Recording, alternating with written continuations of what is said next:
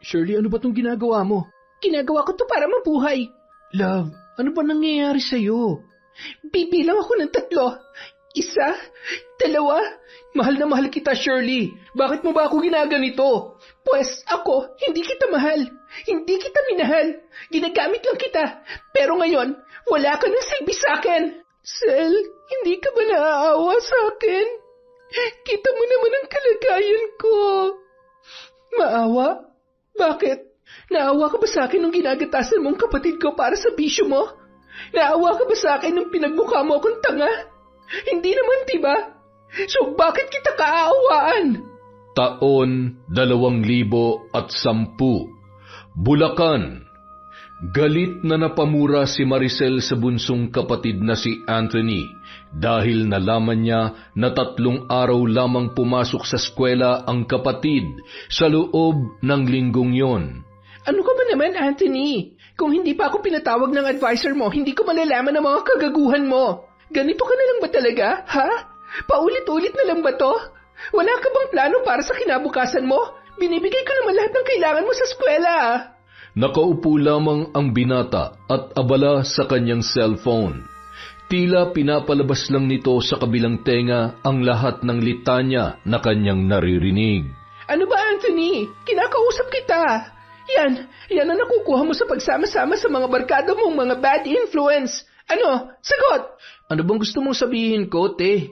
Wala naman akong kwenta para sa inyo, di ba? Puro sermon na nga lang ay inaabot ko araw-araw eh. Sino bang matutuwa sa mga pinagagagawa mo, ha?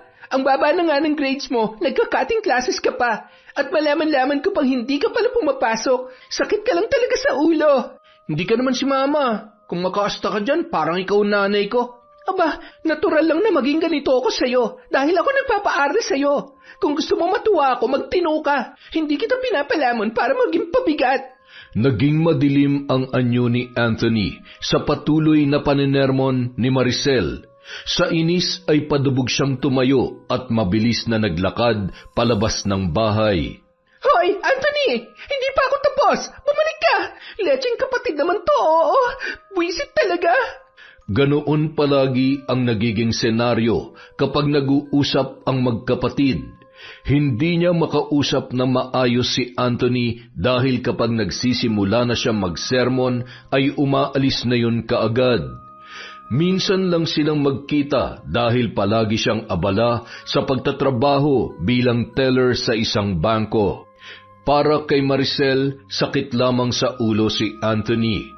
Pero anong magagawa niya? 2 na lamang sila na naiwan sa kanilang pamilya dahil sabay na namatay sa isang aksidente ang kanilang mga magulang. Nung mga sandaling yon, napabuntong hininga na lamang ang dalaga. Ma, Pa, bakit niyo pa kasi kami iniwan? Kung nandito lang sana kayo, hindi ako namumroblema ng ganito. Samantala, pagkaalis ng bahay ay dumiretso kaagad si Anthony sa bahay ng kanyang kaibigan na si Marlon. Oh, ano nangyari sa'yo? Ba't nakasimangot ka dyan? Ano pa nga ba? Nagpang-abot na naman kami ng magaling kong ate. Kaya ayun, parang nabasag na yung eardrum ko sa kakatalak niya. Ay naku, ang mabuti pa, doon na muna tayo tumambay sa tambayan natin. Masarap maggitara doon, masarap din ang hangin. Tara na nga, para mawala tong inis ko. Magdala na rin tayo ng beer. Sige, iti-text ko muna yung tropa, baka libre din sila. Sa trabaho, matamlay na pumasok si Maricel. Napansin yon ng kanyang kaibigan na si Shirley. Maricel, nananamlay ka yata. Ay, hindi ko na talaga kayang kontrolin yung kapatid ko. Ang tigas-tigas ng ulo. Ganyan talaga mga kabataan ngayon. Akala kasi nila, nasa tama sila palagi. Ewan ko ba, Shirley? Parang hindi niya nakikita ang mga sakripisyo ko para sa kanya. Para mapag-aral siya at mabigyan ng magandang kinabukasan. Puro sakit na nga lang ng ulong sinusukli niya sa akin eh. Alam mo, Sel, kailangan lang talagang kausapin mo siya ng masinsinan. Yung bang heart-to-heart talk? Paano kami makakapag-usap ng maayos eh? Laging pabalang kung sumagot. Minsan, nagtatakip pa ng tenga. Sinong hindi ma-high blood doon? Pero kapag barkada niyang kausap o kasama, ayun, ang lakas pa ng tawa. Enjoy na enjoy. Hindi na nga ako nakapag-boyfriend dahil mas inuuna kong atupagin ang pagtatrabaho para may makain kami. Pero wala talaga siyang utang na loob. Ay di mag-boyfriend ka para naman mag-enjoy ka rin at hindi puro problema na lang ang iniisip mo. Paano naman ako magkaka-boyfriend, Aber? Ni wala ngang naniligaw? Hindi na problema yon. Sumama ka sa akin mamayang gabi. Maghahanap tayo ng jojowain.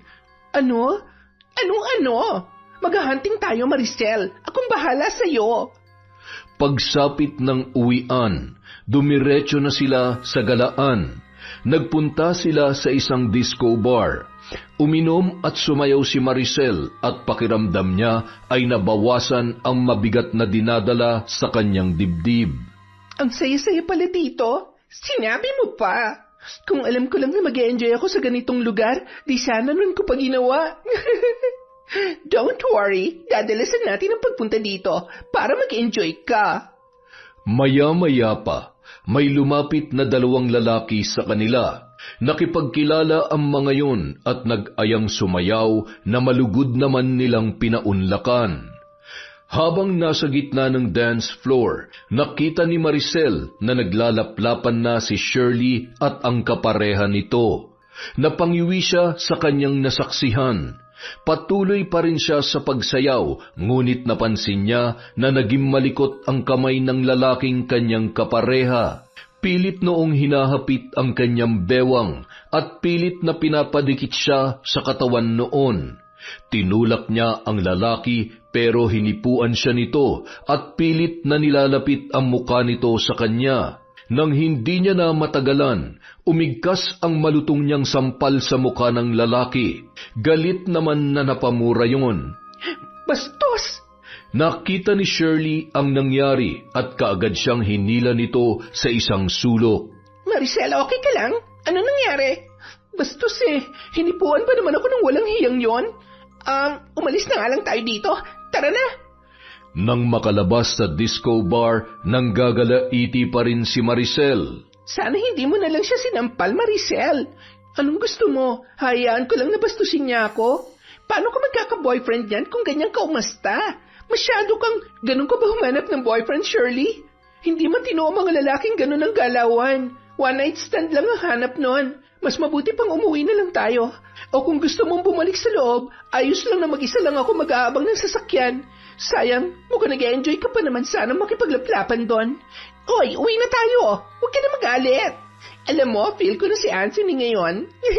Kaya hindi kayo nagkakasundo kasi stricta ka masyado. Alam nga naman pumayag na lang ako kahit hindi ko gusto, na kahit alam ko mapapasama ako. Never ako mapagsasamantalahan ng iba, lalo pat hindi ko type. Kung type mo pala yung lalaki, okay lang na hipuan ka at halikan? Hoy, syempre hindi. Kailangan niya muna akong ligawan. Anong tingin mo sa akin? Kagaya mo na kahit kanino na lang pumapatol? Ay, grabe ka sa akin. Alam mo kung hindi lang kita friend, nagtampo na ako sa'yo. Mas mabuti na yung pranka, Shirley. Saka, ngayon ka pa ba magtatampo? Ilang taon mo na akong kilalang ganito. Kaya nga, umuwi na nga lang tayo. Baka kung saan na naman mapunta yung paglilitanya mo. Pagdating sa bahay, mainit pa rin ang ulo ni Maricel. 11:30 na ng gabi. Akala niya natutulog na si Anthony sa silid nito. Ngunit biglang nagbukas ang pintuan sa main door ng kanilang bahay at pumasok ang kanyang kapatid na pasuray-suray sa paglalakad. Saan ka galing? Sa mga barkada ko. Sa mga taong tunay na nagmamahal sa akin. Lasing ka? Hoy, Anthony, hindi ako nagpapakahirap magtrabaho para lang makita ka sa ganyang ayos. Ang lakas ng loob mong umuwi ritong lasing. Wala naman nag-uubliga sa'yo magtrabaho para sa akin Ang kapal talaga ng mukha mo. Baka nakakalimutan mong ako nagpapakain sa'yo. Diyan ka lang magaling Ang manumbat. Sige pa, saktan mo pa ako. Sige pa. Mabuti pa dun sa mga barkada ko, tinatrato akong tao. Ikaw, anong tingin mo sa akin? Walang silbi. Pinapalabas mo mas gusto mo pang sumama sa mga barkada mong wala namang magandang may dudulot sa'yo? Sige, dun ka sa kanila. Tingnan lang natin kung mabibigay nila mga pangangailangan mo. Pagkatapos magsalita ng dalaga, padabog na lumabas ng bahay si Anthony. Saan ka pupunta? Sabi mo, dun ako sa kanila, di ba? Kahit kailan sakit ka talaga sa ulo. Leche ka! Malakas na ibinalya ni Anthony ang pinto. Naiwan naman ang kanyang ate na nanggagalaiti pa rin. Sawang-sawa na ako sa katigasan ng ulo mo. Bahala ka na sa buhay mo. Mabilis na nilak ni Maricel ang pinto at pumasok na sa kanyang silid. Samantala, si Anthony ay doon na nakatulog sa labas ng kanilang bahay. Tila wala lang sa binata ang lamig sa paligid dahil sa kanyang kalasingan. Makalipas ang ilang oras, hindi pa rin makatulog si Maricel.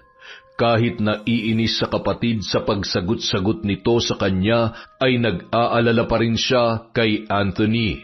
Kaya naman, tinawagan niya ang kaibigan nito na si Marlon. Pero mukhang tulog na rin ang lalaki sa kabilang linya dahil panay lang ang ring ng cellphone nito at hindi sumasagot. Makalipas ang ilang sandali, napabuntong hininga na lamang si Maricel at lumabas sa kanyang silid. Sumilip siya sa bintana at nakita niya ang kapatid na natutulog sa may gilid ng kanilang pintuan. Nakabaluktot yun at naghihilik pa. Tila nawala naman ang pag-aalala sa dibdib ng dalaga. Hindi niya na nilapitan pa si Anthony. Sapat na nakita niya yon. Ay, ano bang gagawin ko para magtino ka, Anthony? Isang araw, nalaman na lang ni Maricel ang biglaang pag-resign ng kanyang kaibigan na si Shirley. Nais niya magtanong dito kung bakit umalis sa trabaho, ngunit hindi na niya makontak ang kanyang kaibigan. Kilala si Maricel sa trabaho bilang isang istrikta at masungit. Wala siyang ka-close doon maliban kay Shirley. Yun lang kasi ang nakakasabay sa kanyang mood. At dahil sa biglaang paglalaho nito, wala na tuloy siyang mapagsabihan ng kanyang mga problema na laging tungkol sa kapatid niya na si Anthony. Ano ba kasing nangyari sa babaeng yon? Hindi na rin makontak. Ay...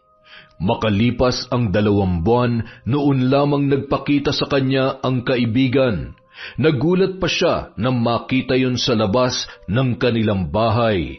Shirley, ikaw ba yan? Oo naman.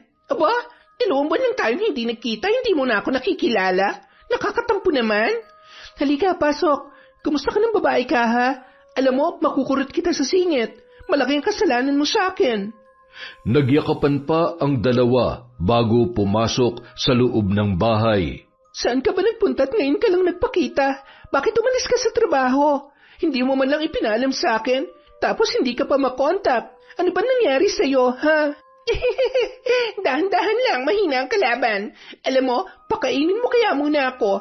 Hindi pa kasi ako naghahapunan eh. Ikukwento ko lahat na nangyari sa akin, basta busog ang sikmura ko.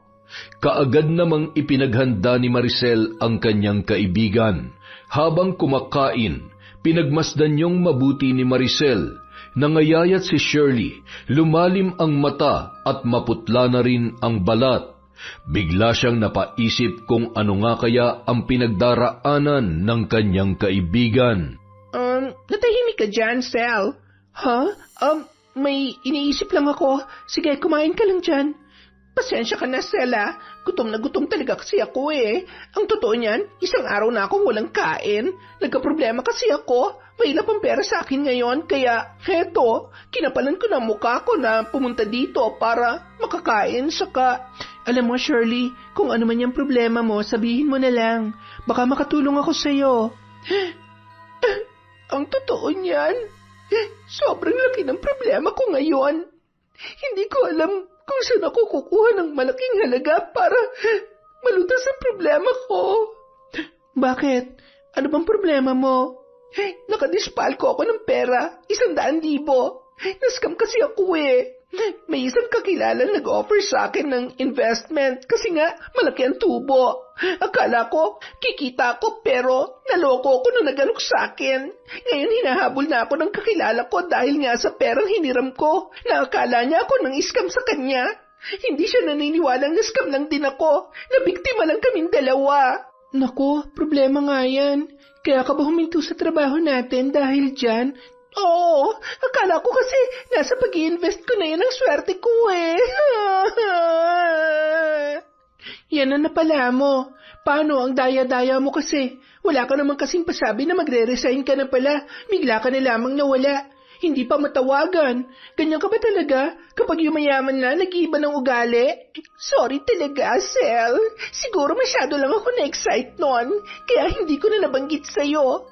Nag-iba na rin kasi ako ng numero tapos nakalimutan ko pang isave ang number mo. Pero huwag ka mag-alala. Ibibigay ko itong new number ko sa'yo ngayon. Jesus, pambawi, ganon. Sandali lang ha. May kukunin lang ako sa kwarto. Pagtalikod ni Maricel, siya namang pasok sa loob ng bahay ni Anthony. Napakunot pa ang noo niya nang makita ang isang babae sa harap ng hapag. Kaagad namang ngumiti si Shirley sa kanya nang mapansin ang kapatid ni Maricel. Hi! Hula ko ikaw si Anthony. Yung kapatid ni Maricel? Oo, ako nga. Kaibigan ka ng ate ko? Oo, ako si Shirley. Halika, kain tayo. Marami naman itong hinanda ng ate mo eh. Saluhan mo ako. Hula ko, hindi ka pa naghahapunan. Sige. Kung kasing ganda mo naman ang kasalo ko sa hapunan, hindi na ako tatanggi. Uy, nang bola pa. Nakakahiya naman. Hindi yun bola, totoo kaya yun. Oh, Anthony, nandito ka na pala. Maghapunan ka na, sabayan mo na si Shirley. Saan ka ba nang galing? Basang-basa ka na naman ng pawis. Dun kila Marlon. Napasarap yung basketball eh. Magbibihis lang ako. Excuse muna, Shirley ha. Sige, Anthony. Hintayin na lang kita para sabay na tayong kumain. Napatingin pa si Maricel sa kapatid na nagmamadaling nagtungo sa sariling silid para magbihis ng panibagong damit. Anong sabi nun? Shirley? Shirley lang talagang tawag niya sa'yo? Kahit kailan talaga, pasensya ka na ha. Hindi ka na ginalang ng kapatid ko. Anong hindi? Ang bait kaya niya. Saka, ang pogi pala ng kapatid mo, Maricel. Hot na hot. Tingin ko bagay kami. Gaga, 17 years old lang yon. 26 ka naman ng Shirley. Ano naman? Age doesn't matter naman, di ba? Lukarit ka talaga. Biglang natahimik ang dalawang babae sa paglapit ni Anthony.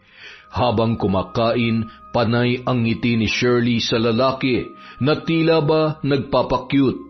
Nang dumako naman ang paningin niya kay Maricel, nakita niya na nakakunot ang mukha noon, dahilan upang siya ay matawa. Bakit, Shirley? Ate Shirley, nakatatanda siya sa'yo. Naku, Sel, ayos lang yon. Pasensya ka na, Ate Shirley. Matapos ang hapunan, nag-usap ang dalawang magkaibigan. Samantala si Anthony naman naghugas ng kanilang pinagkainan. Alam kong hindi ito sapat para malutas ang problema mo, Shirley, pero sana makatulong. Iniabot ni Maricel ang isang sobre sa kamay ng kanyang kaibigan. Ha? Ano to? Pagbukas ng sobre, nanginginig at napaiyak si Shirley sa sobrang tuwa. Sel, hindi ko naman hinig. Tulong ko yan sa'yo. Hindi mo na kailangan bayaran, okay? Salamat, Sel. Maraming salamat. Ano ka ba? Sino pa bang magtutulungan? Akin ang bagong number mo. Isa-save ko lang para matawagan kita at makumusta. Pinadalhan pa ng groceries ni Maricel ang kanyang kaibigan at ipinahatid pa kay Anthony sa sakayan ng jeep. Buti nakakasundo mong ate ko, Ate Shirley. Mukha kasing wala yung kaibigan kasi napakasungit. Hindi naman. Mabait ang ate mo. Prank ka nga lang. Saka kung bad mood siya, nananahimik lang ako. Kaya magkasundo kami kasi hindi ko siya kinukontra. Habang naghihintay ng masasakyan, nagpalitan pa ng numero ang dalawa. Pagsakay ni Shirley sa jeep ay saka palang umuwi ang binata. Simula ng gabing yon, nagpapalitan na ng messages sina Anthony at Shirley. Pare, mukhang abalang-abala ka sa cellphone mo ah. May nililigawan ako, pare. Kaso, mukhang pinahihirapan ako eh. Naku, kailangan lang ng konting pampakilig yan. Daanin mo sa mga mabulaklak na salita, pre. Magaling ka naman dun, di ba? Bibigay din yan. Schoolmate ba natin yan, ha? Hindi, pero kikitain ko siya ngayon para masabi niyang hindi ko siya ginugood time. Yan, ganyan dapat. Matapang. Ipakita mo may bayag ka, pre. Samantala, napapangiti naman si Shirley habang nagsusuklay ng buhok. Nasa loob siya ng inuupahang silid at hinihintay ang pagdating ni Anthony. Bagong ligo siya at natatakpan lang ng tuwalya ang buo niyang katawan. Nang may kumatok sa kanyang pinto, nagspray kaagad ang babae ng pabango at pinagbuksan ang kanyang bisita. Akala ko, nagbibiro ka lang nung sabihin mong pupuntahan mo ako. Hindi ko ugaling magbiro, Ate Shirley. Nandito ako para patunayan ng nararamdaman ko sa'yo. Hindi ko talaga ina-expect to. Nadatnan mo patuloy ako na ganito ang ayos. Pasensya ka na. Sige, magbihis ka na muna dun sa loob. Buksan mo na lang ulit ang pinto kapag tapos ka na. Pasok ka na. Nakakahiya naman kung paghihintayin pa kita dyan. Hinila ni Shirley ang kamay ng binata. Pagkapasok nito ay kaagad siyang naglock ng kanyang pintuan. Anthony, totoo ba talagang gusto mo ko? Oo naman, Ate Shirley. Huwag mo na akong tawaging ate. Feeling ko kasi ang tanda-tanda ko na kapag naririnig ko yan mula sa iyo eh. Anthony, kung papayag ba ako dyan sa panliligaw mo, gagawin mo ba lahat ng gusto ko? Oo naman, Shirley. Basta't kaya ko, gagawin ko. Promise ko sa iyo yan. Napangiti ng malapad si Shirley sa sinabi ng binata. Mabilis niyang kinalas ang tuwalya sa kanyang katawan at inihulog yon sa sahig. Kaya mo ba akong paligayahin? Hindi lang ngayon kundi sa lahat ng pagkakataon? Biglang natigilan si Anthony sa ginawa ni Shirley. Hindi niya akalain na gagawin yon ng babae. Ilang beses siyang napalunok habang titig na titig sa katawan ng kanyang kaharap. Anthony, ano na? Hinihintay ko ang sagot mo. Lumapit pa si Shirley sa lalaki. Tila gahibla na lamang ang kanilang pagitan. Ramdam niya ang mabilis na pagtibok ng puso ng lalaki. Nang sunod-sunod na tumango si Anthony, ay napangiti si Shirley at kaagad na ginawaran ng mainit na halik sa labi ang binata. At doon na nagsimula ang mainit na tagpo sa pagitan ng dalawa. Nang araw na yon, naging magnobyo na sina Anthony at Shirley, ngunit kailangan nila yung ilihim sa kanilang mga kakilala dahil ayaw ni Shirley na malaman yon ni Maricel. Alam mo, love, mabait naman yung ate mo. Kailangan mo lang siyang sundin. Huwag mo siyang kontrahin sa mga gusto niya dahil para naman yun sa ikabubuti mo. Mahal na mahal ka kaya ng ate mo. Hindi mo lang yun nakikita kasi nagre-rebelde ka. Tumatak sa isip ni Anthony ang mga sinabing yon ni Shirley. Naisip niya na baka nga laging mainit ang ulo ng kanyang ate dahil pagod na sa trabaho at nagiging pasaway pa siya. Marami pa ang sinabi ni Shirley sa kanya tungkol sa mga hinaing ng kanyang ate Maricel. Lagi siyang pinapaalalahanan ni Shirley na magsumikap na mag-aral dahil yon ang makapagpapasaya sa kanyang ate. Naging inspirasyon ng binata ang kanyang nobya. Araw-araw na siyang pumapasok sa eskwela. Hindi na rin siya gaanong sumasama sa mga lakad ng kanyang mga kabarkada. Uy pre, may liga sa kabilang lungsod. Sumama ka naman sa amin. Baka nakakalimutan mo na kami. Nako pre, hindi ako pwede. May lakad kasi kami ng girlfriend ko. Mukhang tinamaan ka na talaga sa girlfriend mong yan ah. Pinagpalit mo na agad kami sa kanya. Nakakatampo ka naman.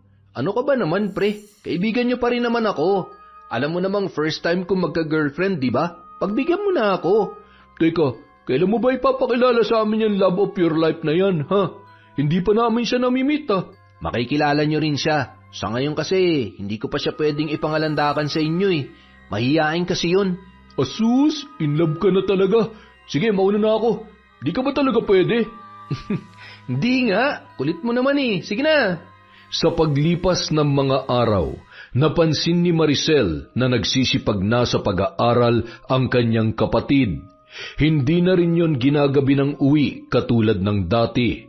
Napaisip siya kung bakit mukhang may pagbabago kay Anthony, kaya isang umaga kinausap niya yon. Hoy, may sakit ka ba? Wala naman, te. Nag-away ba kayo ni Marlon?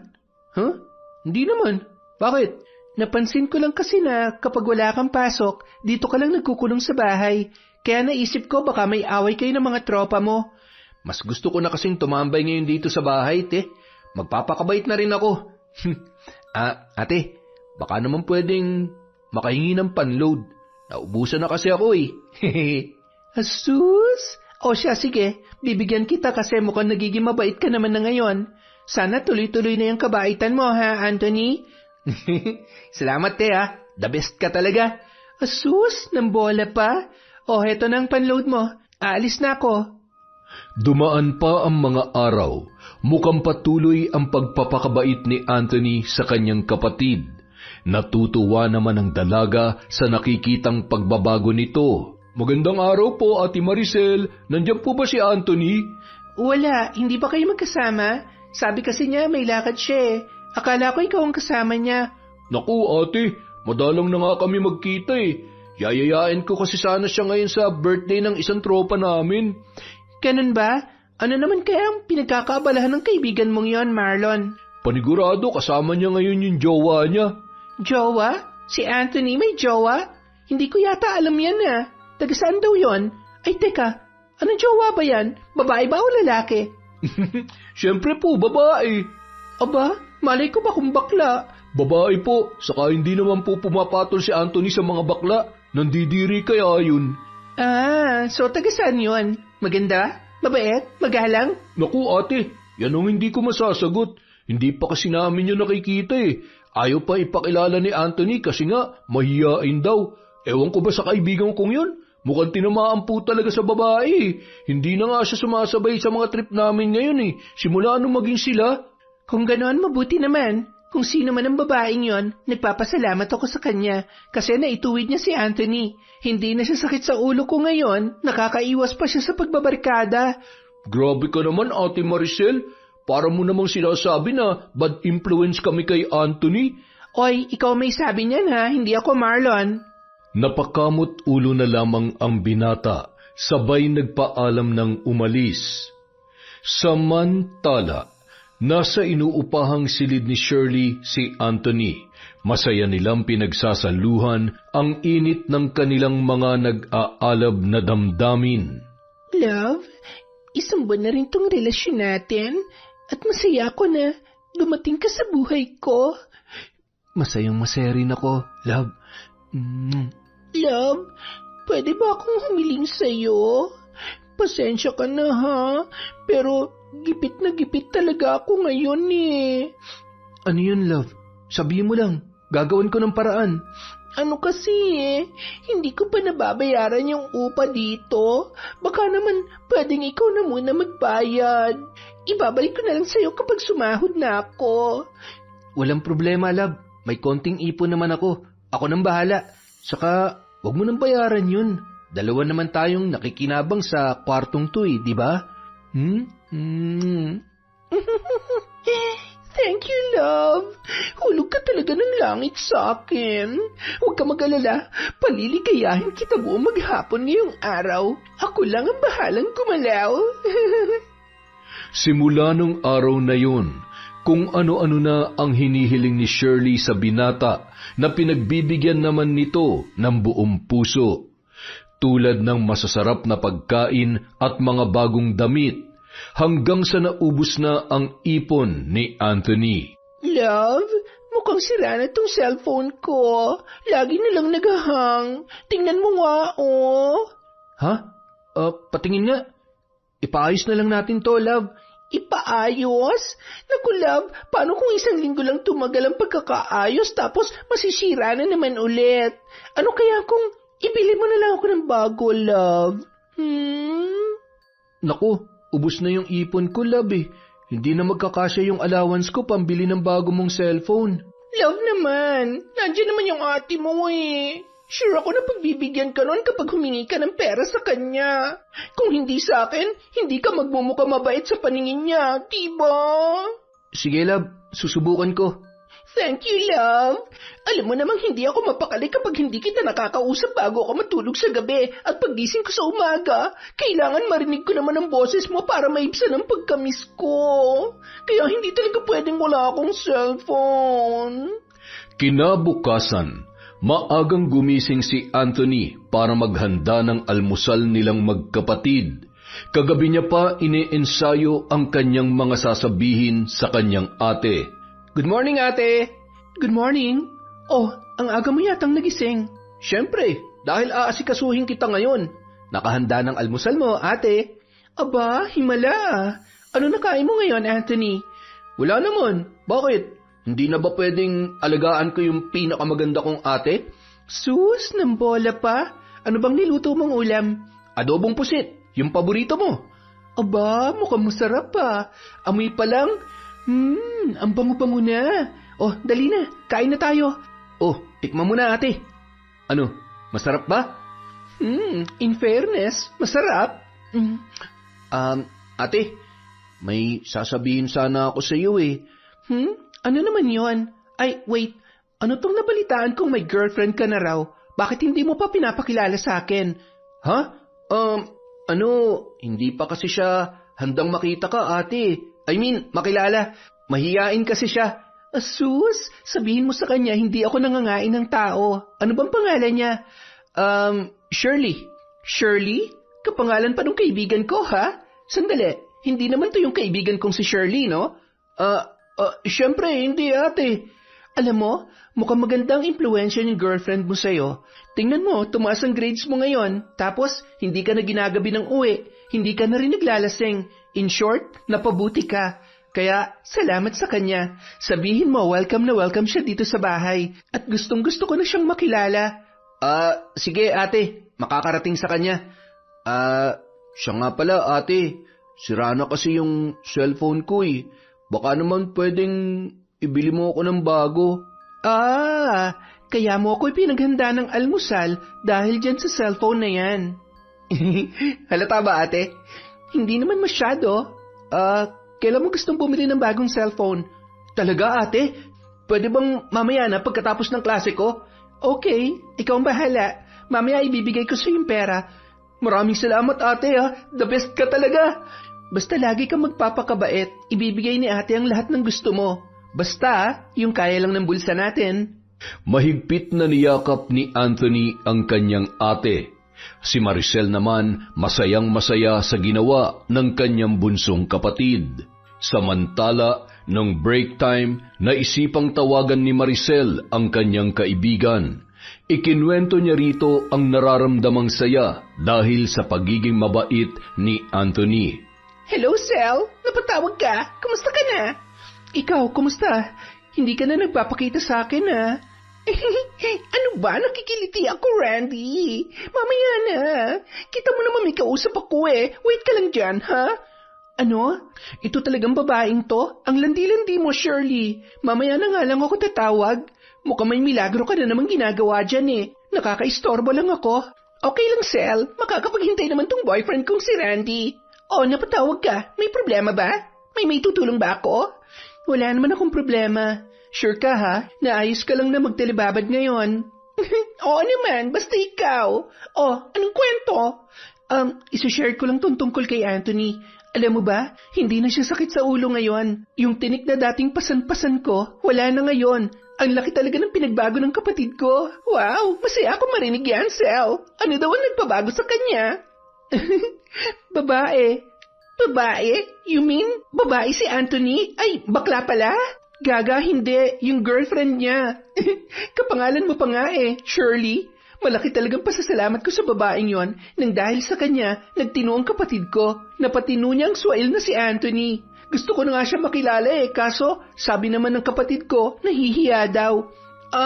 Baka natatakot din, Sel.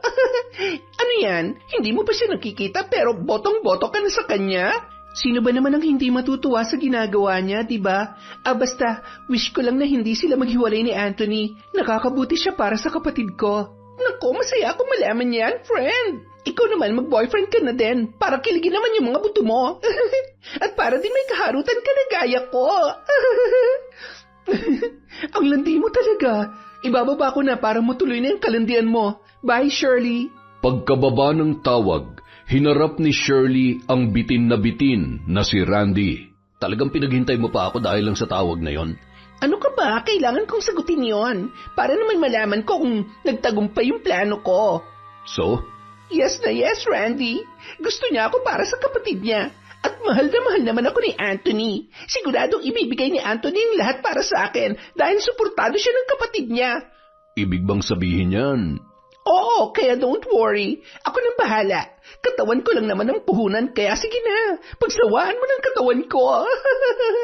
Kinagabihan, binisita ni Anthony si Shirley. Dala niya na ang bagong cellphone na binili niya para sa babae. Love, ano nangyari? Mukhang matamlay ka ngayon Pagod na pagod ako sa trabaho, love Ikaw ba naman ang maghapong nakatayo? Alam mo, love, ba't ba kasi napunta ka sa pagiging lady guard? Di ba magkasama naman kayo sa trabaho ni ate dati? Ay, may mga bagay talaga na mahirap ipaliwanag, love. Pero masaya naman ako ngayon sa trabaho ko kahit nakakapagod. Saan ka nga ba nagagwardya, love? Hanggang ngayon kasi, hindi mo pa rin sinasabi sa akin.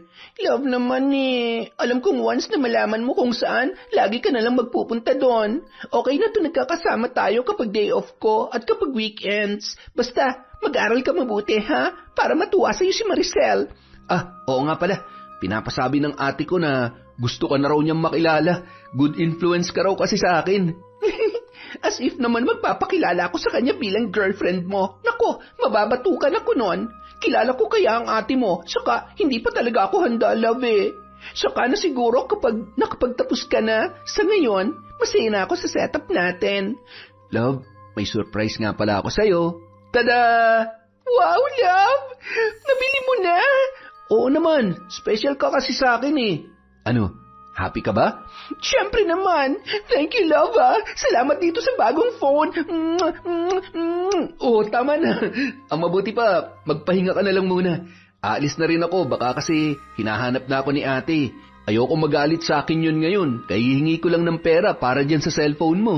Okay lang, hindi na kita pipigilan. Mag-iingat ka ha. Maraming salamat. Tatawagan kita dito. Excited na ako. Pagkaalis ni Anthony, agad na tinawagan ni Shirley si Randy. Randy, pwede mo nang kunin tong luma kong phone. And please, huwag mong kalimutang dalhin ng kapalit ha. Kailangan ko na yan. Sa loob ng ilang buwan, naging maayos ang relasyon ng dalawa. Panay tawag at text lang muna sila habang papalapit na ang exam ng binata. Gusto kasing makakuha ng mataas na marka ni Anthony para maipagmalaki naman siya ng kanyang ate Maricel. Agad na sinang-ayunan naman yon ng kanyang kasintahan na si Shirley. At nang mapasama si Anthony sa mga nakakuha ng mataas na marka, niregaluhan siya ni Maricel ng motor at binigyan pa ng pera. Ate, ang laki naman nito. May motor na nga Deserve mo naman yan dahil pinasaya mo ako. Alam mo namang nagtatrabaho at nagsisikap ako para sa'yo at natutuwa ako dahil hindi mo ako binigo. Next year, magka-college ka na. Mag-aral ka lang na mabuti, Anthony I-treat mo yung girlfriend mo. Deserve niyong dalawa yan. Salamat ate, the best ka talaga. Hindi na tumawag o nag-text si Anthony kay Shirley dahil gusto niyang surpresahin ang pinakamamahal na nobya. Dumiretso na siya sa inuupahan nito. Nakailang katok pa siya bago siya pinagbuksan ng babae. Naggulat pa si Anthony nang bumungad sa kanya ang anyo ni Shirley. Magulo ang buhok, magulo ang damit, malalaki ang nangingitim na eye bags, at iba ang kanyang amoy. Tila hindi yun naliligo. Love, bakit hindi mo sinabing pupunta ka dito? Love, ano nangyari sa'yo? Bakit ganyan ang itsura mo? Ano kasi, love, hindi magandang pakiramdam ko nitong mga nakaraang araw, kaya sa ganitong ayos mo ako naabutan. Pero medyo okay naman na ako ngayon kasi nandito ka na. Yayayain lang sana kitang kumain sa labas, pero mas okay na magpa-deliver na lang tayo. Baka kasi hindi ka pa okay eh. Hindi, magaling na ako. Wait ka lang ha. Maliligo lang muna ako tapos magbibihis then aalis na tayo. Medyo nagugutom na rin kasi ako eh. Sigurado ka ba, love? Parang wala ka pang tulog eh. Kagigising ko lang kaya. Don't worry, love. Ikaw kaya ang gamot ko. Nang makapasok si Shirley sa banyo, iniligpit naman ni Anthony ang mga gamit na nagkalat sa sahig. Makeup, pabango, kumot, pati na rin ang kanyang unan. Meron ding mga plastic. Pansin din ni Anthony na parabang iba ang amoy sa loob ng silid ng kanyang nobya. Naging masaya sa kanilang date ang magkasintahan. Halos hating gabi na nang sila ay makauwi sa inuupahan ni Shirley. Love, hindi ka ba hahanapin ni Maricel? Hindi, love. Alam naman niya na ikaw ang kasama ko eh. Mabuti naman kung ganon. So, dito ka matutulog? Kung okay lang sa'yo. Hindi okay. Okay na okay. Nang gabing yun, pinagsaluhan nila ang nag-aalab na tagpo sa ibabaw ng lumalaginit na katre. Dala ng matinding salpukan, unang nakatulog ang binata. Nang masigurong tulog na si Anthony, kinuha ni Shirley ang wallet nito at nakita ang laman noon na pera. Napangisi pa siya bago sumampa ulit sa kama. Kinaumagahan, matapos na magkape ay nagpresenta si Anthony na ihatid na si Shirley sa trabaho, pero tumanggi ang dalaga. Hindi na muna ako papasok, love. Medyo mabigat pa rin ang pakiramdam ko eh. Nakalive naman ako ng 1 linggo. Ako naman, uuwi na muna, love. Kailangan ko kasing magpabango kay ate. Alam mo na, dapat good boy lagi. Love, may extra ka bang pera dyan? Need ko kasi ng gamot eh. Ha? Anong gamot? Gusto mo ibili na kita? Ako na lang. Mag-grocery din sana ako mamaya. O sige, etong pera sa gamot at para naman sa groceries mo. Tapos, mag-iiwan na rin ako para pang snacks mo, love. Mag-iingat ka dito, ha? Okay, love. Ingat ka rin. I love you. I love you too. Nang makaalis ang binata, dali-daling nagdial si Shirley sa kanyang cellphone. Hello, Randy. Meron ka ba dyan? Pumunta ka dito, dali. Isang araw, habang namamasyal sina Shirley at Anthony sa park sa kabilang syudad, aksidenteng nakita sila ni Marlon. Naku, yan pala yung sinasabi niya nobya. Maganda naman ang hubog ng katawan, maputi at sexy. Teka nga, kailangan ko makita ang muka para masabi kong maganda talaga. Ang tagal naman lumingon dito ng babae. Malapitan nga, mukhang nilalanggam na sa sobrang kaswitan eh. Nakangiting lumapit si Marlon sa kanyang kaibigan at sa girlfriend nito. Pre, naku, dito pala kayo nagde-date ha? Marlon, pre, si Shirley nga pala, girlfriend ko. Love, si Marlon, kaibigan ko. Hi, kumusta? Sinipat na maigi ni Marlon si Shirley. Nakipagkamayon sa kanya at kinamayan niya rin ang dalaga. Matagal na naming sinasabi kay Anthony na ipakilala ka sa amin kaso ayaw mo raw. Finally, na-meet na rin kita. Ngayon, alam mo na kung bakit nahihiya ako makipagkilala sa inyo. Malaki ang age gap namin ng kaibigan nyo. Ayokong pagtawanan nyo siya dahil pumatol siya sa akin. Di naman problema yun. Saka sino ba naman ako para pintasan ng babaeng mahal ng kaibigan ko? Kung saan siya masaya, susuportahan ko siya. Hindi naman gaano malaki ang agwat ng edad nyo ah. Yung iba nga, parang nanay na nila yung mga jowa nila eh. Pero proud pa rin sila. Ganyan naman talagang pagmamahal, hindi ba? Dapat binabandera. Yan nga ang eksaktong sinabi ko kay Shirley, pare.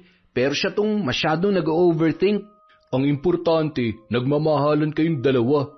Huwag nyo nang alalahanin ang mga sinasabi ng iba kung meron man. O sige na, mauna na ako. Mag-enjoy kayo ha? Pre, makikiusap lang sana ako sa'yo. Huwag mo na sanang banggitin kay ate yan tungkol dito. Ako na lang ang magsasabi sa kanya. Alam mo naman ang ugali nun. O sige pre, walang problema. Ilang linggo pa ang lumipas nang magbakasyon si Marlon sa kanyang tiyahin sa kabilang lunsod. Tita Mirna, ano po bang ganap dyan sa bahay ng kapitbahay niyo? Hindi ako nakatulog kagabi sa mga ugong ng nagsisidatingan ng mga sasakyan. May mga motor pa. Ay, yan nga ang pinoproblema namin ng tito mo. Hindi naman sila maingay sa loob, kaso nakakabulaho talaga ang ugong ng mga sasakyan. Ewan ko ba kung anong ginagawa ng mga nagpupunta dyan? Yung iba ay naabutan na ng sikat ng araw. Pwede nyo naman sigurong ipatawag sa barangay. Nakakaistorbo po kasi sila eh. Alam mo kasi Marlon, natatakot kami magsumbong dahil may kapit yan sa malalaking tao. Ayoko may mangyari masama sa pamilya ko dahil sa pakikialam namin sa kanila. Po, ano pong ibig niyong sabihin? Atin-atin lang to ha, wag na wag mo ipagsasabi sa iba. Yan kasing si Randy, tulak yan, malakas ang kapit niyan. Ano pong tulak? Nagbebenta yan ng ipinagbabawal na gamot. Yang mga nagpupunta dyan sa bahay niya, mga parokyano niya yan. Oras na magsumbong kami, tiyak na malalagay sa alanganin ang buhay namin. Mabuti pang magpakabingi at bulag na lamang kami kesa matigok. Naku, delikado po pala talaga, tita. Baka may mga pulis pang kasanggayan eh. Isang araw, habang nagdidilig ng halaman, may isang sasakyan ang natanaw ni Marlon na pumarada sa labas ng bahay ni Randy. Pagkababa ng isang sexing babae ay kaagad na nilapitan yon ni Randy at hinalikan sa labi. Pumulupot naman kaagad ang mga braso ng babae sa matipunong pangangatawan ng binata. Napatigil si Marlon sa ginagawa at tiningnan mabuti ang babae. Marlon, huwag ka na masyadong tumitig sa kanila. Baka kung ano pang isipin ng mga yan. Nandiyan pala kayo, tita. Tita, sino po yung babae? Kaano-ano po yan ng Randy? Isa yun sa mga chicks ni Randy. Dati nagtatrabaho sa bangko, kaso mukhang nalulung sa droga kaya kumakapit na lang kay Randy ngayon para makakuha ng libre. Bakit? Kilala mo ba yang si Shirley? Hindi po tita. Ngayon ko lang po nakita yan. Nang makauwi si Marlon sa kanilang lunsod, hindi na siya nagdalawang isip na bisitahin ang kaibigan na si Anthony. O pre, mabuti naman at dumalaw ka. Kumusta ang bakasyon mo? Mabuti naman, pre. Eto, pasalubong ko. Baka kasi sabihin mo, hindi na kita naalala eh. Nga pala, kumusta naman kayo ng girlfriend mo? Okay naman. Hindi nga lang kami nagkikita lagi kasi masyado siyang busy sa trabaho niya. May trabaho pala siya. Ano naman? Lady guard siya, pre. Pero proud pa rin ako kasi marangal ang trabaho niya. Pre, gaano mo kamahal yung jowa mo? Mahal na mahal. Sa kanya na nga umiikot ang mundo ko eh. Gaano mo ba siya kakilala? Tatapatin na kita, pre ha. Nakita ko kasi siya sa Santa Elena nung isang araw. Ha? Paano mo naman siya makikita doon, pre? Nagtatrabaho yun. Araw-araw ko naman siya nakakausap sa cellphone at wala siyang sinabi na nagpunta siya sa Santa Elena. Ayoko makialam sa relasyon niyo, pre, pero ginagago ka lang ng jowa mo. May kinakalantari siyang iba, pre. Marlon naman, bakit mo naman sinasabi yan? Kung naiinis ka sa kanya dahil hindi na ako nakakasama sa mga lakad natin, wag mo naman siyang siraan, pre. Nagsasabi ako ng totoo, pre. Inuuto ka lang niya. Ang mabuti pa, hiwalayan mo na siya. Ha? Gago ka pala eh. Nagpunta ka lang ba dito para siraan si Shirley? Pues hindi ako naniniwala sa'yo. Ang mabuti pa, umalis ka na. Wala akong magagawa kung ayaw mo maniwala, pre. Nagmamalasakit lang ako sa'yo dahil kaibigan kita. Pagsapit ng hapon, tinawagan ni Anthony ang kanyang kasintahan, kaya lamang hindi niya makontak si Shirley. Nagpadala na lamang siya ng mensahe at sinabing dadalaw siya sa tinutuluyan nito pagsapit ng gabi. Pero wala man lamang siyang nakuhang reply mula sa kanyang nobya. Ilang oras siya naghintay sa inuupahan noon, ngunit hindi umuwi si Shirley. Hating gabi na nang lisanin yun ng binata. Pagsapit ng umaga, napansin ni Maricel na mukhang mainit ang ulo ng kanyang bunsong kapatid. May problema ba, Anthony? Wala naman ate. Talaga? Alam mo, kilala kita. Pag ganyang nakalukot ang mukha mo at nakabusangot, sigurado may problema ka. Sabihin mo na, ano ba yon? Si Marlon kasi may sinabing hindi maganda tungkol sa girlfriend ko eh. Nakakainis lang. Gusto kong tanungin yung girlfriend ko kung totoo. Kaso, hindi naman nagre-reply. Tinawagan ko pero hindi naman makontak. Kung may tiwala ka sa girlfriend mo, kahit ano pang paninira ang gawin ng iba sa kanya, hindi mo yung didibdibin. Lahat naman tayo may mga bad sides, at sa tingin ko naman, mabuting tao yung girlfriend mo. Tingnan mo nga na ilayo ka niya sa mga barkada mong masama ang impluensya. Baka busy lang din siya o baka lowbat kaya hindi makontak.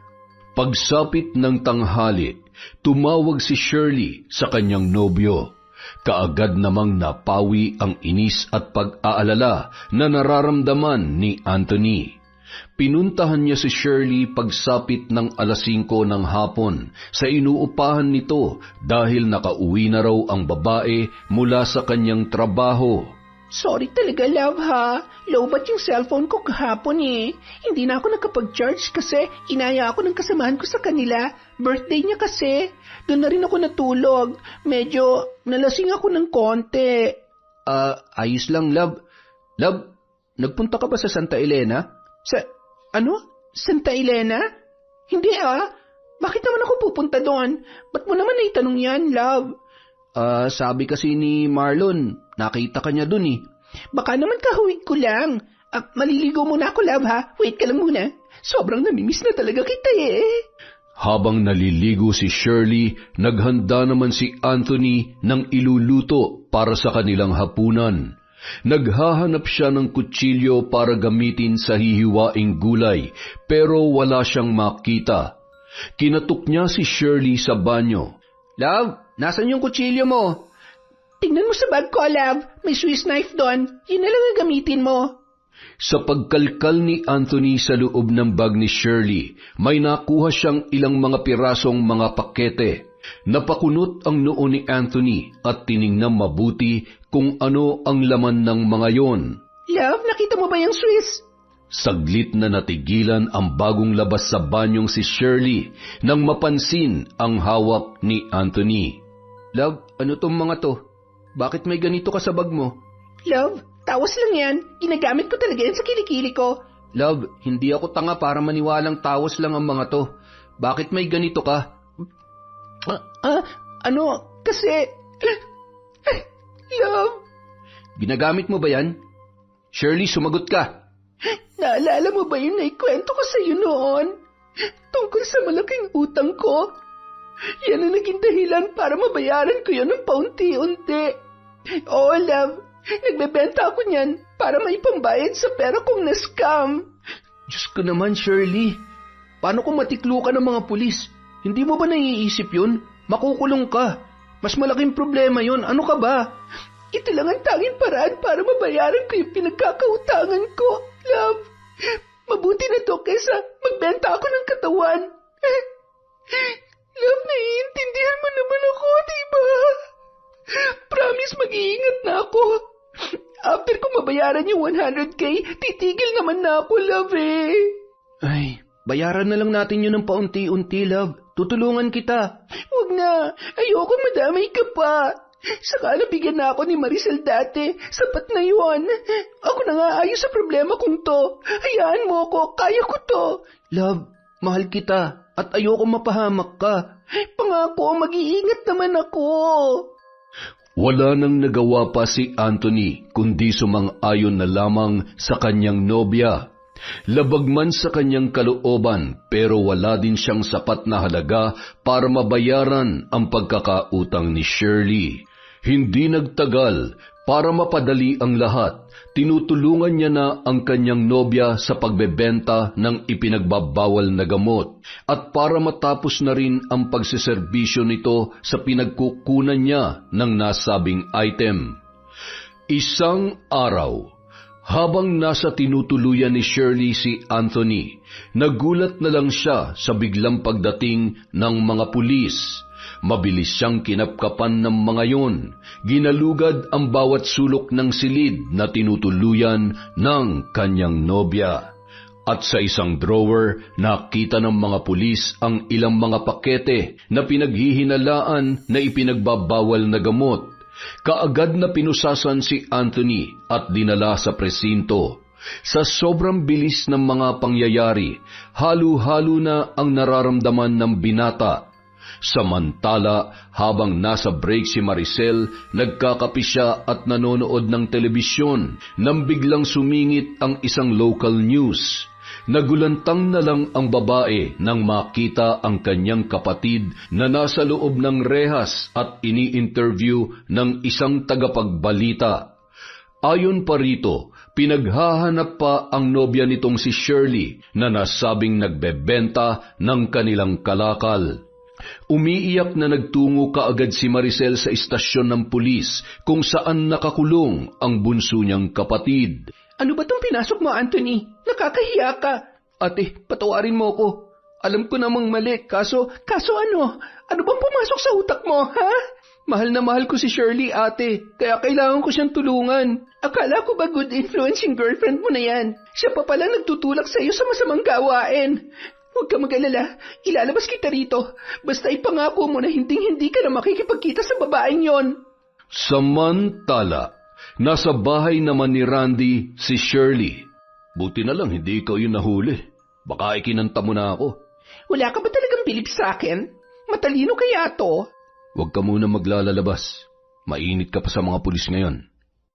Makalipas ang 2 buwan, hindi pa gaanong lumalabas ng bahay si Anthony dahil sa kanyang parol. Lagi niyang naiisip ang kanyang nobya. Makailang ulit na rin niyang sinubukang kontakin yon pero out of coverage lagi ang babae. Kaya naman ipinagdarasal niya na lang ang kaligtasan nito. Nung mga panahong yon, nangungulila na ang binata sa kanyang nobya. Idinadaan niya na lamang yon sa panonood ng telebisyon. Samantala, dumalaw si Marlon sa kanyang kaibigan na si Anthony at kasalukuyan na nakabukas ang TV. Isang balita ang nakakuha ng kanilang pansin.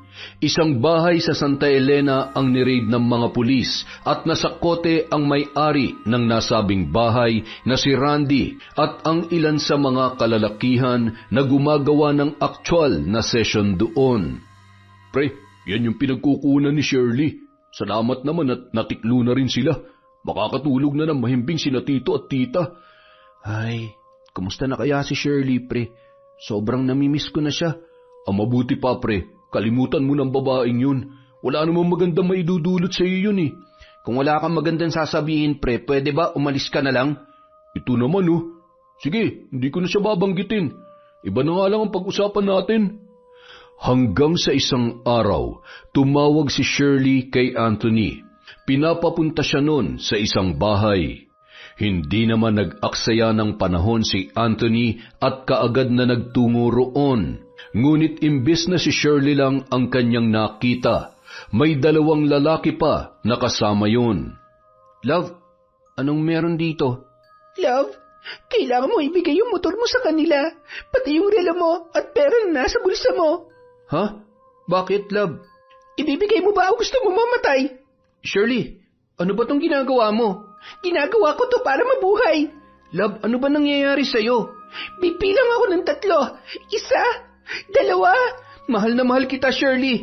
Bakit mo ako ginaganito? Pues ako, hindi kita mahal. Hindi kita minahal. Ginagamit lang kita, pero ngayon, wala ka ng silbi. Sabihin mo, love, prank lang to, di ba? Baliw, wala ka ng pakinabang sa akin ngayon, kaya amin na yung motor mo. Ayoko. Love, sabihin mong pinapawi mo lahat ng mga sinabi mo. Please, nagmamakaawa ako sa'yo. Mahal mo rin ako, di ba? Nagmamahalan tayo, love. Lumuhod pa si Anthony sa harap ng kanyang kasintahan para magmakaawa. Hinawakan niya ang kamay nito at paulit-ulit na hinalikan. Pero naging mas matigas pa ang anyo ng muka ni Shirley. 3! Nagpatuloy pa rin sa pagsusumamo si Anthony. Sumenya si Shirley sa mga kasama at pinabugbog ang binata. Pinagtulungan ng 2 lalaki si Anthony hanggang sa hindi na siya makatayo. Ilang tadyak pa ang tinamo niya hanggang sa nawalan na siya ng malay. Mabilis namang umalis sina Shirley sakay ng humaharurot na motorsiklo ng binata. Samantala, Isang tawag ang natanggap ni Maricel mula sa di kilalang numero. Ipinaalam ng tumawag na nasa isang hospital ang kanyang kapatid na nagtamo ng maraming pasa sa buong katawan. Ilang sandali pa napasugod ang dalaga sa ospital nang hihinang lumapit si Maricel sa kanyang kapatid na noon ay naka-oxygen. Anthony, sinong gumawa nito sa'yo? Ate, sorry. Bakit ka nagsasorry? Wala kang kasalanan kay ate. Magpagaling ka.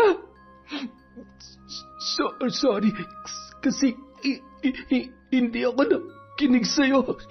Sabi mo, wag akong makipagkita kay Shirley. Pero ginawa ko. Tama ka po, ate. Wala siyang magandang may dudulot sa akin. Anthony, ayos ka lang? Diyos ko, Anthony! Nurse! Idiniklarang namatay si Anthony dahil sa tinamong internal bleeding.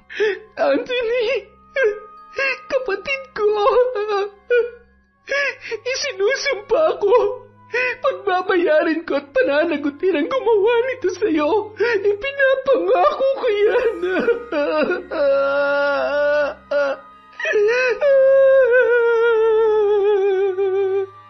Sa paglipas ng mga araw, hindi pa rin umuusad ang investigasyon sa kung sino ang mga taong nambugbog kay Anthony at patuloy pa rin pinaghahanap si Shirley na siyang mastermind. Ate Maricel, wag po kayong mawala ng pag-asa. Makakamit din natin ang hustisya. Alam mo, Marlon, pakiramdam ko, wala akong silbi. Pangalan lang ang alam ko tungkol sa babaeng yun. Hindi ko nga siya nakita eh.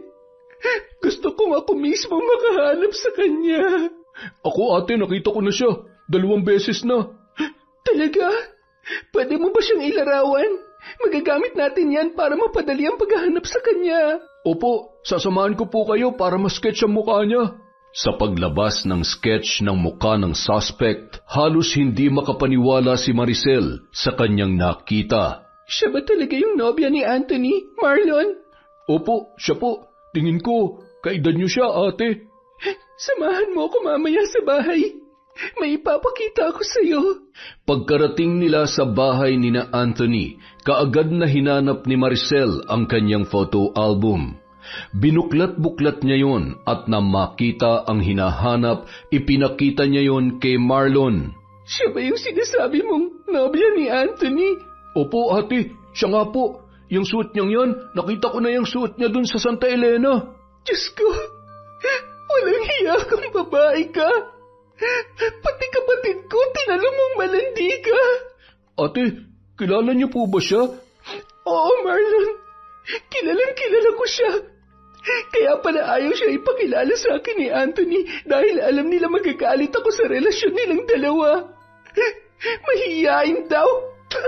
Ang kapal ng mukha niya. Kaano-ano niyo po ba siya, ate? Kaibigan. Dating kaibigan, pero ngayon, kaaway ko na siya, Marlon. Dahil sa ginawa niya sa kapatid ko, pagsisisihan niyang isinilang pa siya sa mundong ito. Pagsisisihan niya ang ginawa niya.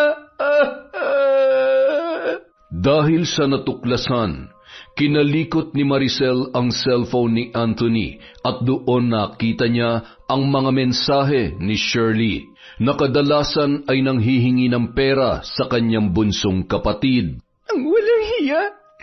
Ginatasan pa talaga niya kami ng kapatid ko. Hindi ako makakapayag na mamuhay ka ng malayang babae ka. Labis-labis mo akong sinaktan. Magbabayad ka! Magbabayad ka! Isang gabi, napakadilim ng paligid. Nagtungo sa sementeryo si Maricel, dala ang isang libreto, isang bungo ng hayop at mga kandila na gagamitin sa gagawing ritual. Ang kaalaman niya sa pambabarang ay turo ng kanyang ina nung siya ay bata pa lamang. Ang sabi sa kanya noon, magagamit niya ang kaalamang yon sa oras na siya ay pasakitan ng walang kalaban-laban. Itinago niya ang mga kagamitan ng kanyang ina sa loob ng mahabang panahon. Ngunit kailanman ay hindi niya nakalimutan kung paano yun gamitin. Sa gitna ng sementeryo kung saan nakatirik ang malaking krus, doon siya pumwesto sa paanan noon. Inilatag niya ang mga kandila at dinasalan ang mga yon bago isa-isang itinayo. Habang nagsisindi ng mga kandila, sumasambit siya ng mga orasyon na kanyang binabasa mula sa libreto. Pagkatapos niyang ilagay ang bungo sa gitna ng mga nakatirik na kandila, inilabas niya ang larawan ni Shirley na dinukot niya mula sa kanyang bulsa. Inorasyonan niya yon at idinantay sa libreto. Makailang ulit din niyang hinipan bago ipinatong sa bungo. Sa pagpapatuloy ng kanyang pagbabasa ng mga orasyon, naramdaman niya ang lamig ng ihip ng hangin, na tila ba nanunuot sa kanyang kalamnan. Kumuha siya ng kandila at sa bawat pagpatak ng tulo sa larawan ni Shirley, sinasambit niya ang nais niyang mangyari sa babae. Paulit-ulit niya yung isinagawa. Hindi ka makakatulog sa bawat gabing darating. Ang bawat patak nitong kandila ang magsisilbing init na magwawala sa loob ng iyong katawan. Sa bawat pagdampi ng hangin sa iyong kabuuan, makakaranas ka ng sakit na hindi mo maintindihan kung saan nanggagaling. Itong mga pulang langgam, uunti-untiin ka hanggang sa maging katulad ng lupang dinaanan nila ang iyong balat. Dadanasin mo ang sakit na walang kasing pait. Maghihirap ka hanggang sa unti-unti kang lamunin ng dilim. Inilagay niya sa loob ng maliit na bote ang larawan ng kanyang dating kaibigan. Naglagay din siya ng mga pulang langgam at makailang ulit na pinatakan ng kandila ang loob ng bote. Kumuha siya ng kandilang nakasindi. Inilapit yon sa bote at hinipan. Nang masigurong nakapasok na sa loob ang usok mula sa hinipang kandila, mabilis niya yung tinakpan. Muli siyang nagbasa ng mga orasyon bago isa-isang pinatay ang mga nakasinding kandila. Matapos gawin yon, nilisan niya na ang sementeryo na may dalang pag-asa na magtatagumpay sa kanyang paghihiganti. Nang sumunod na mga araw, patuloy niyang tinatawagan ang numero ni Shirley. Ang plano ni Maricel magpapanggap na wala pang nalalaman. Tatawagan niya ang babae at kukumustahin bilang si Maricel na kaibigan ni Shirley at aarte siyang normal na wala pa ring kaalam-alam sa mga nangyari. Samantala, sa boarding house na tinutuluyan ni Shirley, binigyan lang siya ng mga lalaking kasama niya ng parte sa pinagbentahan ng motor na kinarnap nila kay Anthony. Pagkatapos ay nagkanya-kanya na sila. Sa lugar na yon nagtatago ang babae. Walang nakakakilala sa kanya kaya malaya siyang nakakapaglabas-masok sa boarding house na yon. Minsan, sinubukan niyang i-insert ang SIM card na kanyang ginagamit dati. Natigilan pa siya nang tumawag si Maricel. Nagdadalawang isip ang babae kung sasagutin niya ba yon dahil baka alam na ni Maricel ang naging relasyon nila ng kanyang kapatid at maging ang pagkakasangkot nito sa pambubugbog kay Anthony. Pero sa huli, sinagot niya pa rin ang tawag ng kanyang dating kaibigan. Hello? Hello, Shirley? Naku naman, buti na lang nakontak na kita. Kumusta ka na? Ayos lang ako, Sel. Ikaw, kumusta ka na? Eto, hindi pa rin matanggap ang pagkawala ng kapatid ko. Nawawala si Anthony? Wala na si Anthony, Shirley. Patay ng kapatid ko. Pinatay siya ng mga nagnakaw ng motorsiklo niya. Ang sabi ng mga pulis, hold up daw tapos nauwi sa carnap. Natigilan si Shirley sa kanyang narinig. Hindi niya naman ginustong patayin ang binata. Ipinabugbog lang niya yon para hindi naman laban pa at para matangay nila ang motorsiklo. Dahil kailangan nilang makatakas at makalayo sa lugar na yon. Nadakip na ba mga salarin, Sel? Nakilala ba sila? Yun na nga ang problema eh. Hanggang ngayon wala pang suspect na lumilitaw. Sobrang sakit ng mga nangyari sa kanya, Shirley. Nag-iisang kapatid ko si Anthony. Kaming dalawa na nga lang ang magkakampi. Kinuha pa siya sa akin. Magpakatatag ka, Sel. Pasasaan ba't mahuhuli rin ang mga kriminal? Sana nga, Shirley. Sana nga. Nang matapos ang kanilang pag-uusap, kumbinsidong-kumbinsido si Shirley na wala talagang nalalaman ang kanyang kaibigan. Dahil kung meron man, pinaulanan na siya nito ng masasakit na salita at pagbabanta. Pagsapit ng gabi, sa gitna ng pagtulog ni Shirley, bigla siyang nagising dahil sa init na parang kumakalikot sa loob ng kanyang dibdib. Bumangon siya at ilang beses na uminom ng tubig, ngunit tila hindi naman nawawala ang rumaragasang init mula sa kanyang loob. Pakiramdam niya ay para siyang nasusunog. Hindi niya maipaliwanag ang init na nararamdaman. Sa gitna ng gabi, naligo siya para maibsan yun, ngunit hindi pa rin nawawala. Hindi na rin siya nakatulog dahil doon. Ang pakiramdam niyang yun ay hindi na tumigil pa paglipas ng ilang mga araw. Buisit, naghanap na yata ang katawan ko ng vitamins. Ay, nakakainis. Kailangan ko makadilihensya ngayon. Pero saan naman ako makakakuha dito ng paborito kong gamot? Kaya lamang, hindi umayon sa kanya ang panahon dahil wala siyang madilihensyahan.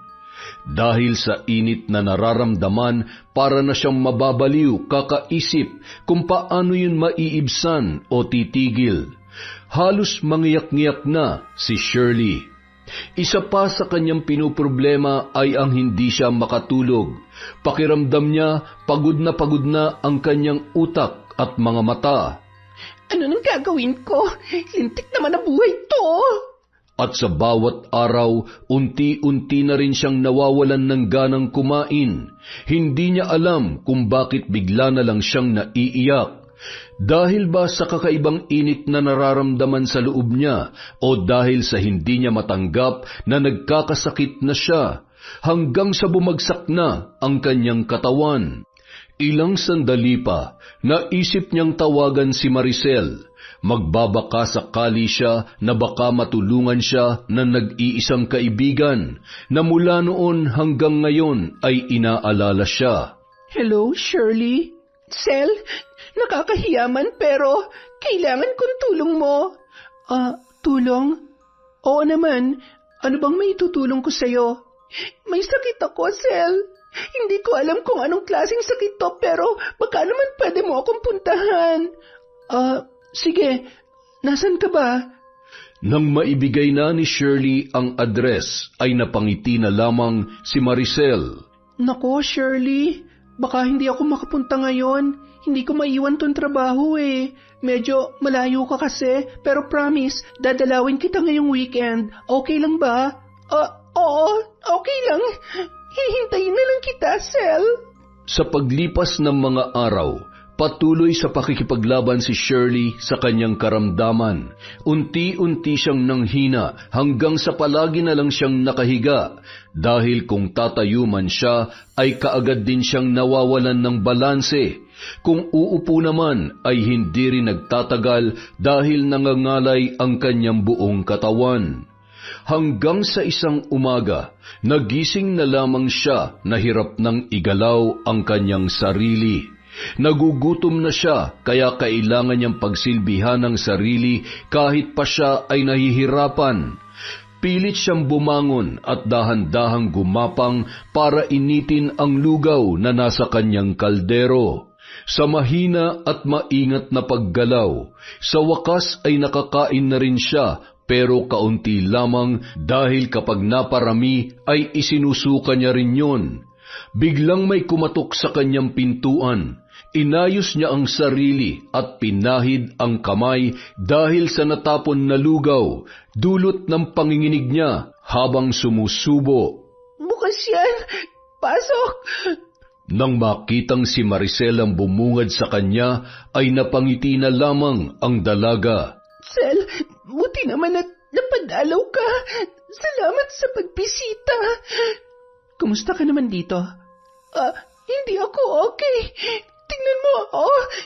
Ibang-iba na ang itsura ko kesa dati. Nararapat lang sa'yo yan. Ano? Sel? Deserve mong danasin yan dahil walang hiya ka. Kung tutuusin, kulang pa yan sa lahat ng mga ginawa mo sa akin. Sa amin ang kapatid ko. Isa kang traitor. Anong ibig mo sabihin? Huwag ka na magmaang-maangan, pandemonyo ka. Alam ko ng lahat ng mga kawalang hiyaan mo. Alam mo bang triple ang binigay mong sakit sa akin, ha? Napakawalang hiya mo. Tinuring kitang matalik na kaibigan, Shirley. Itinuring kitang isang kapamilya. Sa'yo ako nagsusumbong ng mga problema ko kasi akala ko mapagkakatiwalaan kita. Pero anong ginawa mo? Niloko mo ako, nilinlang mo ako. At ang pinakamasakit sa lahat, ginamit mong kapatid ko para sa mga kagagahan mo. Wala kang puso. Wala kang utang na loob. Pinatay mo ang kapatid ko, demonyo ka! Sel, tama na. Tama na. Please. Bakit mo nagawa sa amin ang lahat ng ito? Akala ko pa naman mabuting tao ang girlfriend ng kapatid ko dahil nailayo mo siya sa masasamang barkada at bisyo. Yan pala mas malala pang pinagawa mo sa kanya. Nakulong siya dahil sa'yo. Hindi ka pa nakontento, pinagnakawan mo pa siya at pinabugbog hanggang sa mamatay. Ang dapat sa'yo mamatay din, Shirley. Papatayin kita. Sel, hindi ka ba naawa sa akin? Kita mo naman ang kalagayan ko. Maawa? Bakit? Naawa ka ba sa akin nung ginagatasan mong kapatid ko para sa bisyo mo? Naawa ka ba sa akin nung pinagmukha mo akong tanga? Hindi naman, di ba? So bakit pa kita kaawaan? Pinagsisisihan ko na mga pagkakamali ko, Sel. Ngayong nakakaranas na ako ng ganito, pwede mo na akong ipakulong. Ipakulong? Hindi. Hindi batas ang sisintensya sa'yo, kundi ako. Sel, maawa ka. Kailangan ko magpagamot. Please, tulungan mo ako. Handa akong pagbayaran ng lahat sa kulungan. Pinagsisisihan ko na mga nagawa ko. Pakiusap, dalhin mo ako sa doktor. Huli na ang pagsisisi mo, Shirley. Ikumusta mo na lang ako kay Satanas sa impyerno.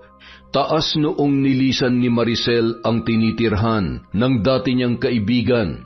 Samantala, umiiyak naman ang naiwang babae sa kanyang apartment. Sa tulong ng mga kasamahan niya sa boarding house na yon, inalalayan siya ng mga ito dahil sa awa. Binibigyan ng makakain pero hanggang doon lamang dahil hindi nila kayang maipagamot sa doktor si Shirley. Hanggang sa tuluyan ng tila naging lantang gulay ang katawan ng babae. Ang likod niyang palaging nakahiga ay tila ba lupang dinaanan ng mga pulang langgam. Nagkabutas-butas yon ng maliliit at pinamahayan na ng kung anong insekto. Kahit nasasaktan ay wala na siyang nagawa dahil hindi niya na kayang galawin pa ang buo niyang katawan.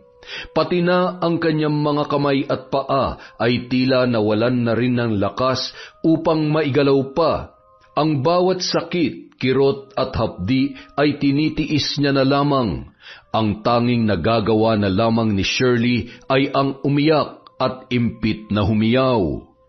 Hanggang sa pati ang kanyang mga paa ay pinagpiestahan na rin ng mga pulang langgam. Dahil sa nangangamoy na siya dulot ng hindi paliligo ay hindi na nagtagal pa sa loob ng kanyang silid ang kanyang mga kaboardmate. Nagtatakip sila ng ilong habang naglalagay ng kanyang makakain sa kanyang bibig. Minsan may pinasulat siya sa isang kaboardmate niya. Pangalan yon ng dalawang lalaki na nakasama niya sa pagnanakaw ng motor ni Anthony. Pinakiusap din niya sa mga yon na ibigay yon sa kanyang dating kaibigan na si Maricel. Panginoon,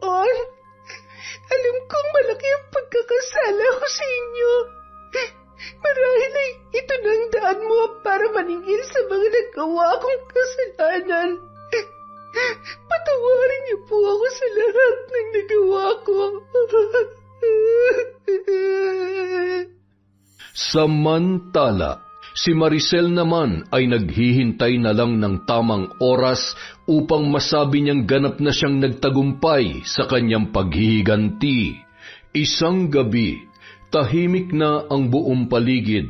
Si Shirley ay umiiyak at naghihintay na lamang ng kanyang katapusan dahil nawalan na siya ng pag-asang makakaahon pa siya sa kinasadlakan niyang karamdaman. Biglang namatay ang ilaw, ngunit kaagad din yung bumalik, hanggang sa nagpatay-sindi na ang bumbilya. Biglang nanikip ang dibdib ni Shirley. Naghahabol siya ng hininga nang sumidhi ang init na sumisiklab sa loob ng kanyang dibdib. Pakiramdam niya ay nagrarambulan ang kung anumang naroroon. Napaiktad ang dalaga, humiyaw at umuungol na nahihirapan. Hanggang sa nagkikisay na siya kasabay ng pagtirik ng kanyang mga mata. Tumagal yon ng ilang minuto. Naghihingalo siya habang nakatitig sa kisame. Nakita niya roon ang larawan ni Anthony. Nakangiti yun sa kanya at pilit na inaabot ang kanyang mga kamay. Love, patawarin mo ako. Ilang sandali pa, isang boardmate ni Shirley ang sumilip sa kanya nang bumalik sa normal ang ilaw. Napaiyak na lamang yon nang makita siya na wala ng buhay. Samantala, nasa sementeryo naman si Maricel nung mga sandaling yon. Nakatunghay sa boteng pinaglagyan niya ng larawan ng kanyang dating kaibigan at ng mga langgam. Nang biglang sumabog ang bote, ay lumabas doon ang isang maliit na itim na usok na unti-unting tinangay ng hangin sa gitna ng dilim. Sa wakas, napagtagumpayan ko na ang paghihiganti ko sa iyo, Shirley. Anthony, kapatid ko, sa wakas nakamit mo na rin ang hustisya. Lagi mong tatandaan, mahal na mahal ka ni ate. Mahal na mahal kita, bunso. Kinabukasan, isang babae ang lumapit kay Maricel. Ma'am, nautusan po ako ni Shirley na ibigay po ito sa inyo bago siya namatay. Pangalan daw po yan ng mga nambugbog sa kapatid ninyo po. Makalipas ang ilang araw, nadakip ng mga pulis ang dalawang kalalakihan. Nakamit na talaga natin ang hustisya, kapatid ko. Umiiyak na sambit ni Maricel sa ibabaw ng puntod ng kanyang bunsong kapatid. Tunay ngang hindi lahat ng ahas ay nakikita lang sa madamo at masukal na daan. Minsan may mga ahas na makakasama mo at inaakala na mapagkakatiwalaan. Yun! Napakaganda na naman ng kwento na yon. Dahil dyan, meron po ulit tayong shout-out. Simulan po natin kay Sora Kasay. Hello po. Hi kay Johnny Zemato. Kay Jesus Alegre. Hi po kay Virgie Latore. Kay Ray, Jenny May, Billy Ray Buendia from Lucy Buendia. Hi po kay Marian Laborte, kay Gay Somodio, kay Finky Rusi 14. Shout out po sa TSS Cubao Fast Laboratories. Sa 15th Avenue kaya to? Hi po kay Jimena de Ocampo. Shout out kay Jobel Baldonasa, kay Irene de Guzman Briones, kay De Lion Gemma. Hi din po kay Pureza Tagiwalo. Hi kay Hana Maylin Sesgundo, kay Febe Rañada, Resel Galope. Shout out po kay Helen Flores, kay Vilma Bautista, kay Roslyn Jimenez, kay Lydia Lopez. Hi po kay Lurly Encas. Hi po kay Hani Austria, kay Lani Malyari, kay Natalia Maldo, kay Cherry Mukbanger ASMR. Hello din po kay Marites Bryce or Breeze, The Color Purple. Hi kay Ken BJ6BB. Hello din po kay Sandra De Pedro, kay Ramil Corpus, kay Christy Tayubal, kay Red Gaspar. Shout out po kay Robert Crimen, kay Pinky Ko, kay Josie Aniban, Kathy Garments, Jonah Lopez Bachancilia. Hi din po sa RGW Garments, from Basta Mage ako. Hi din po kay Rudy Aliaga, kay Liza Albitos, kay Vivian Encando at sa kanyang anak. Hello po sa inyo. Shout out po kay Nena Dizon, kay Colin Hilario, kay Kriste Lifestyle TV. Tama po ba yung pronunciation ko ng Kriste? Hi din po kay Sally Roldan, kay Angelina Ay, kay Kuy Xiao TV, Edgardo Fontanilla, boss. Hi po sa Daloso family, kay Ate Donna, kay Triste Marie Ann Balondo, at Noli Lacorte from Lynn Kaunes. Hi po kay Elpidia Impas, kay Salvacion Roldan, Sam Escobar, Poging si Matthew Ruiz. Hello po kay Emmanuel Christian Zorilla. Hi din po kay Margie Banosong, kay Michelle de la Cruz, kay Mariel Tabuan. Happy birthday po kay Mel Santarita, December 12. Ano na ba ngayon? Sakto. Hi po kay Mercy Aninyon. Shout out po kay Errol Juan Austin, kay Ge Ukol, kay Connie, kay Jennifer Bermejo Maymay. Shout out po kay Jocelyn Murilla, kay Janet Cisneros, kay Jessica Sobremonte at sa kanyang asawa. Hello po kay Rhea Vargas, kay Elsa Havinia, kay Miss Maura, Adam Lasa, Aida Sikander, Rachel Ignacio, kay Aneng QR, Monica Nieves, Sydney Crosswind, Hayashi Megan, Nympha Arcal, kay Vicky Abut, kay Gina De Luna, kay Kakunyang. Hello din po kay Ergil Cruz, Teresita Reyes, babaeng mandirigma. Hello po kay Lucila Arnejo, kay Limuel Alindo, Chris Alcantara. Shout out kay Rida, kay Rosel Granada, kay Winnie Belnas, kay Lynn Manicane. Happy birthday po kay Laura na nasa England, from your sister Marian of Osaka, Japan. Hi po kay Kimpoy Feliciano, kay Crystalline Navarro, Annalisa Diga from Roxanne Diga. Hello din po kay Estela da Silva, kay Milaine Jordaline Concepcion, Trabador Arines, kay Journaline Arbado, Glessy Bothwell, Margaret, Jocelyn Abarquez, kay Alma Mihay Ayon, kay Majin Arellano, kay Jerry Serna, kay Nanet Rana, Ellen Manibo, Christine Labandero, Susan Mantilla at Alvin John A. Santos. Maraming salamat po sa walang sawang pagsuporta sa Kwentong Enteng.